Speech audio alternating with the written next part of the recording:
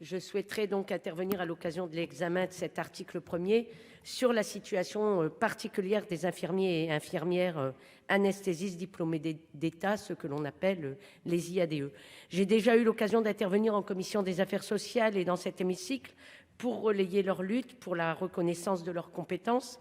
À l'occasion de l'examen de cette PPL, une occasion nous est donnée de faire évoluer le statut des IADE en auxiliaires médicaux de pratique avancée.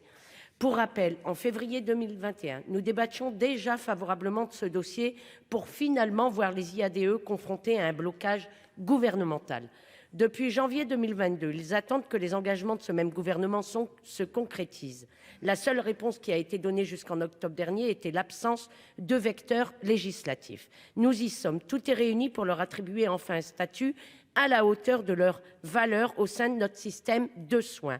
La faute de l'article 40 a bloqué tout amendement visant à leur revalorisation. Il n'y a que le gouvernement qui puisse faire cette démarche et nous vous y invitons, monsieur le ministre. En attendant, cet article donne l'occasion de rappeler la nécessité d'intégrer cette spécialité au dispositif auxiliaires médicaux en pratique avancée. De fait, les IADE remplissent les critères de la pratique avancée depuis des années, mais sont exclus de la reconnaissance de cette pratique.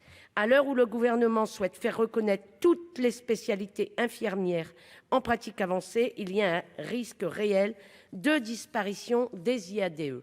Que faut-il penser de l'absence des IADE dans cette proposition de loi alors que la députée Rist leur a affirmé avoir rédigé cette PPL pour reconnaître leur métier en pratique avancée?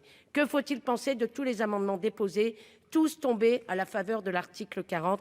Les IADE nous regardent aujourd'hui et veulent des réponses. Merci.